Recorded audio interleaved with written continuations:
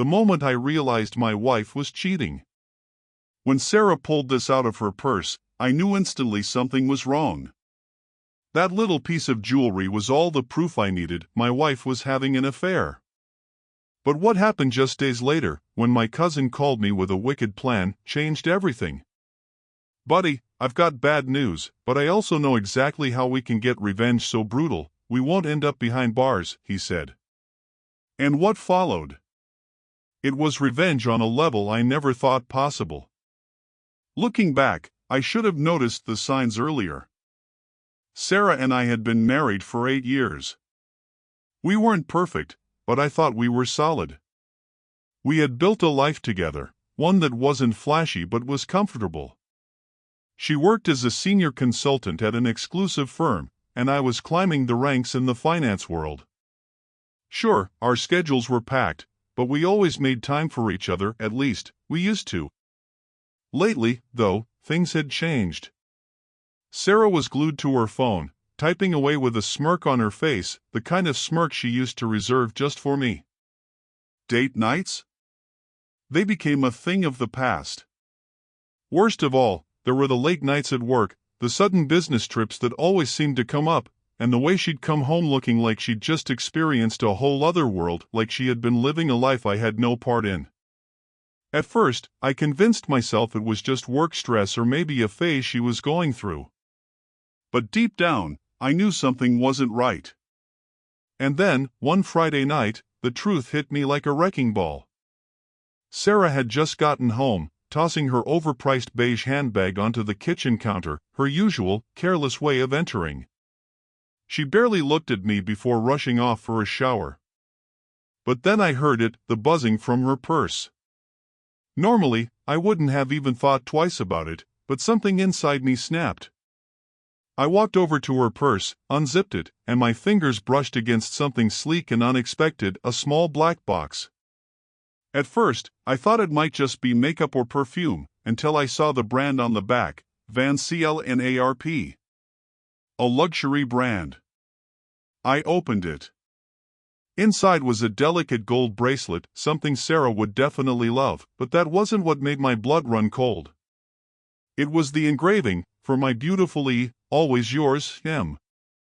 My mind went completely blank. My heart started racing so loudly, I could hear it in my ears. M? Who the hell was M? I heard Sarah's shower turn off in the distance, and my hand shook as I shoved the box back into her purse, my stomach in knots. This wasn't just a hunch anymore. Sarah wasn't just acting distant, she was cheating on me. But instead of confronting her on the spot, something inside me told me to hold back, to be smart about this. That's when my cousin Oliver called. Oliver and I had always been close. He was like the brother I never had. He worked in private security and had a knack for finding things out, things that people tried to hide. When I picked up the phone, I barely had time to say hey before he jumped in.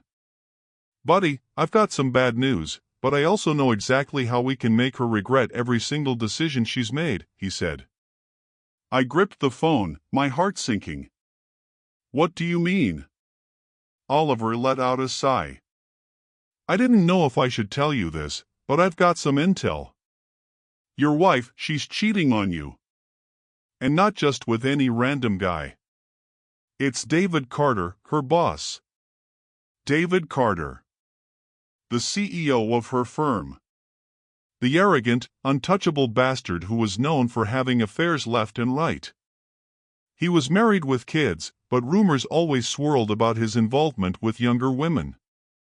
I could feel my jaw tightening. "How do you know all this?" I asked. "Because one of my clients is his wife's personal investigator. They've been tracking him. Your wife is just one of the affairs. But here's the kicker, David doesn't just cheat. He's reckless. And that's going to be his downfall," Oliver said.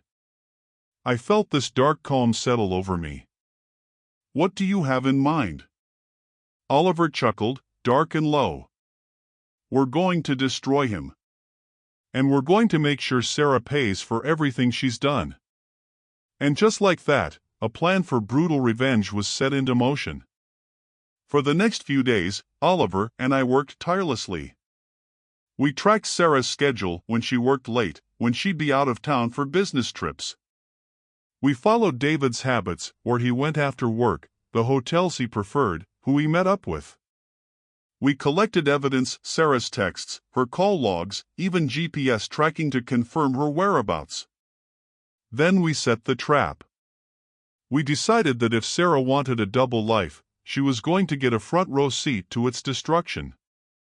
David had a favorite luxury hotel in the city where he liked to meet his women. With some strategic maneuvering, Oliver arranged for us to get access to the penthouse next door to David's usual suite. The plan was simple. Sarah told me she had an important business meeting on Friday night. I knew exactly what that meant, but I played alone. I kissed her goodbye that morning like nothing was wrong, watching her drive off, carefree. Then Oliver and I got into position. That night, hidden cameras were set up in David's suite, not just to catch them in the act, but to broadcast it to the people who needed to see it. As Sarah and David met at the hotel, laughing, drinking, kissing in the privacy of the suite, the footage was being live-streamed directly to David's wife, his board members, and Sarah's closest colleagues. But that was only the beginning. Just as things were reaching their boiling point, Oliver made the call. A hotel staff member, in on the plan, knocked sharply on David's door. "Sir, we've received a security complaint. Please step outside immediately," the staff member said with an air of authority. David, caught off guard, wrapped himself hastily in a robe and opened the door.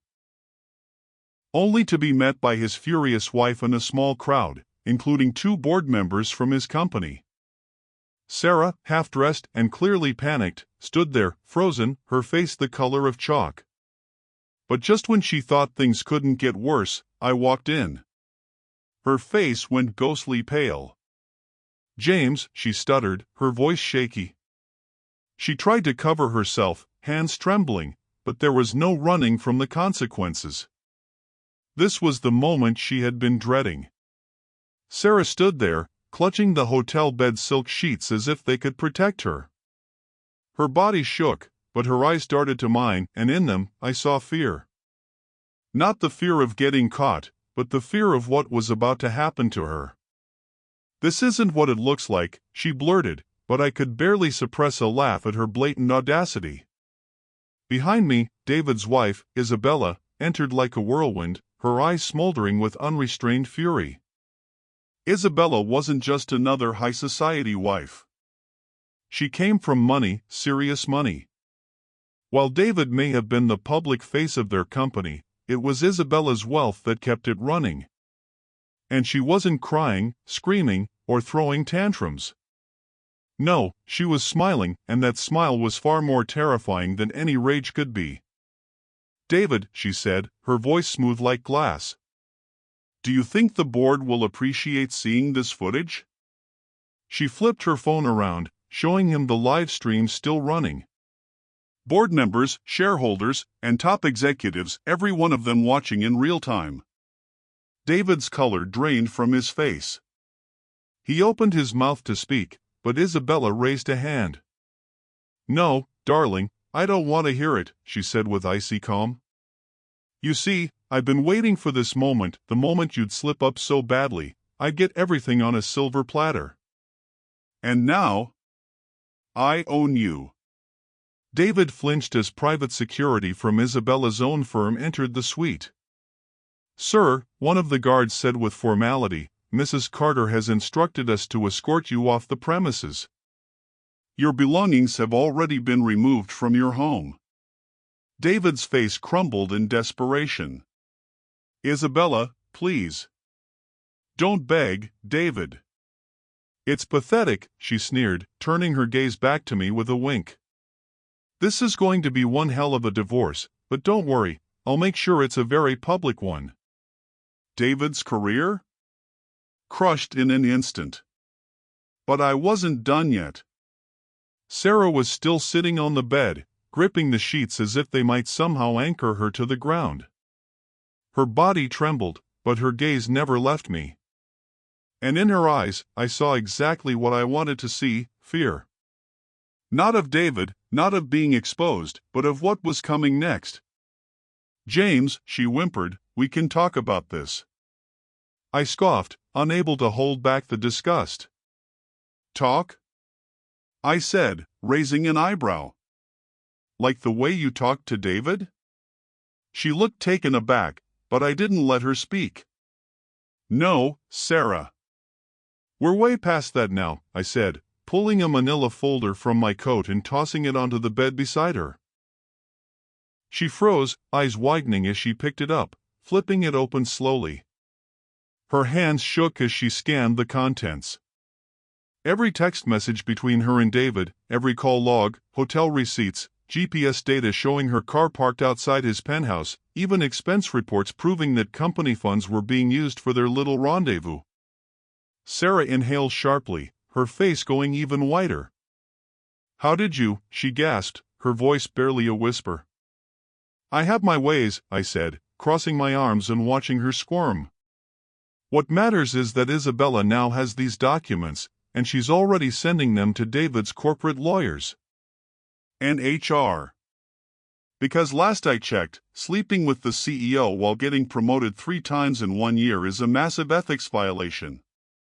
Sarah's eyes widened in horror. "James, no, this will ruin me." "Oh, I know," I said, feeling a dark satisfaction ripple through me. But that wasn't all. No, that would have been too easy. The footage from that night? It didn't just stay in that room. It somehow leaked online within hours. The headlines screamed at everyone. "Luxury firm CEO caught in scandalous affair. Corporate ethics violation investigation underway. David Carter's secret life exposed. Multiple affairs. Corporate misconduct. Shocking public fallout. Sarah Clark's sudden promotions under scrutiny." The comments were nothing short of brutal. David was immediately placed on leave, pending an internal investigation. The board, with Isabella at the helm, voted unanimously to remove him from his position. His empire?